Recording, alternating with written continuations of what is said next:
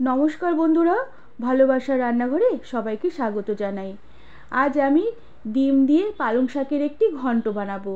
রাতের ডিনারে গরম গরম রুটি বা পরোটার সাথে খেতে দুর্দান্ত লাগবে। রেসিপিটি তোমাদের ভালো লাগলে একটি লাইক, শেয়ার আর সাবস্ক্রাইব করে দেবার অনুরোধ রইল। প্রথমে আমি এখানে পালং শাক ভালো করে বেছে ধুয়ে নিয়ে ছোট ছোট করে কুচিয়ে নিয়েছি, আর তার সাথে কয়েক রকমের সবজি নিয়েছি। এখানে আছে আলু, মূলো, আর তার সাথে আছে বেগুন, সিম। সবজিগুলোকে কেটে জল দিয়ে বেশ ভালো করে ধুয়ে জল ঝরিয়ে নিয়েছি। এরপর কড়া বেশ ভালো করে গরম করে নিয়ে কড়াতে পরিমাণ মতন তেল দিয়ে দিলাম। তেল বেশ ভালো করে গরম করে নিয়ে আমি একটি তেজপাতা আর তার সাথে গোটা জিরে ফোড়ন দিলাম। ফোড়ন হয়ে গেলে আমি বেশ খানিকটা পেঁয়াজ কুচি দিয়ে দিলাম। এবার পেঁয়াজ আমি কিছুক্ষণ একটু নেড়ে চেড়ে নেব, তবে খুব একটা পেঁয়াজ লাল করে ভাজবো না। পেঁয়াজটা একটু নরম হয়ে আসলে আমি যে সবজিগুলো কেটে রেখেছিলাম সেই সবজিগুলোকে দিয়ে দিলাম। এবার সবজিতে আমি দিয়ে দিলাম পরিমাণ মতন নুন আর পরিমাণ মতন হলুদ গুঁড়ো, আর সাথে দিয়ে দিলাম কয়েকটা চেরা কাঁচা লঙ্কা। এবার নুন, হলুদ আর কাঁচা লঙ্কার সাথে সবজিগুলোকে বেশ ভালো করে নেড়ে চেড়ে মিশিয়ে নেব। কিছুক্ষণ এভাবে নেড়ে চেড়ে মিশিয়ে নেবার পরে আমি একটু ঢাকা দিয়ে রান্না করে নেব।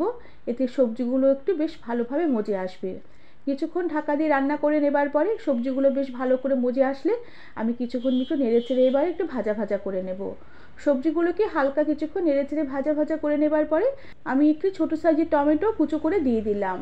তার সাথে দিয়ে দিলাম সামান্য পরিমাণে একটু ধনের গুঁড়ো, সামান্য পরিমাণে জিরের গুঁড়ো, আর সামান্য পরিমাণে একটু লাল লঙ্কার গুঁড়ো।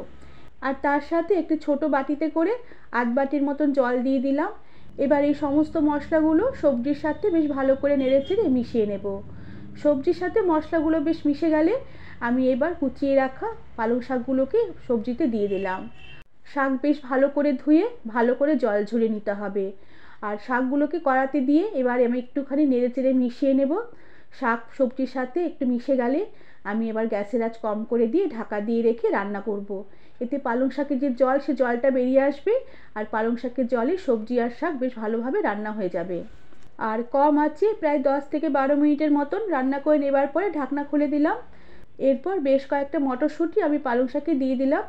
এরপর মটরশুঁটিগুলো পালং শাকের মধ্যে বেশ ভালো করে নেড়ে চেড়ে মিশিয়ে নিয়ে আমি আরও কিছুক্ষণ রান্না করে নেবার পরে পালং শাকের কড়াটা গ্যাস থেকে নামিয়ে কড়াটাকে পরিষ্কার করে আবারও গ্যাসে বসিয়ে দিলাম। এবার কড়া গরম হয়ে এলে কড়াতে সামান্য পরিমাণে একটু তেল দিয়ে দিলাম, আর তাতে 2 কোয়া কুচনো রসুন দিয়ে দিলাম।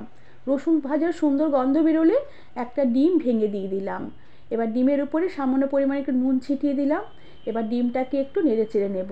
ডিমটা যখনই জমাট বাঁধতে শুরু করবে ডিমটাকে নেড়ে চেড়ে নেব, তবে ডিম আমি পুরোপুরি ভাজবো না।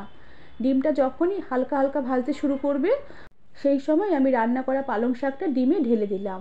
এবার ডিমের সাথে পালং শাক বেশ ভালো করে নেড়ে চেড়ে এবার মিশিয়ে নেব। ডিম পালং শাক বেশ ভালোভাবে মিশে গেলে এবার আমি স্বাদের ব্যালেন্সের জন্য সামান্য একটু চিনি ছড়িয়ে দিলাম। চিনিটা এখানে দিতেই হবে, তবে যাদের চিনি অপছন্দ তারা চিনিটা কম করে দেবে। চিনি দিলে স্বাদের ব্যালেন্সটা বেশ ভালো আসবে, খেতেও বেশ ভালো লাগবে। চিনি দিয়ে বেশ ভালো করে নেড়ে চেড়ে মিশিয়ে নেব।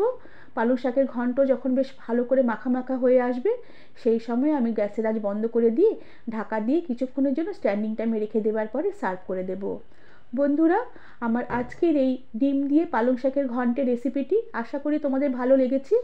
এভাবে তোমরা একবার বাড়িতে বানিয়ে দেখো, রুটি পরোটার সাথে খেতে দুর্দান্ত লাগবে। আর রেসিপিটি তোমাদের ভালো লাগলে একটি লাইক, শেয়ার আর সাবস্ক্রাইব করে দেবার অনুরোধ রইল। আজ তাহলে আসি, পরে আবার একটি নতুন রেসিপি নিয়ে দেখা হবে। ধন্যবাদ বন্ধুরা।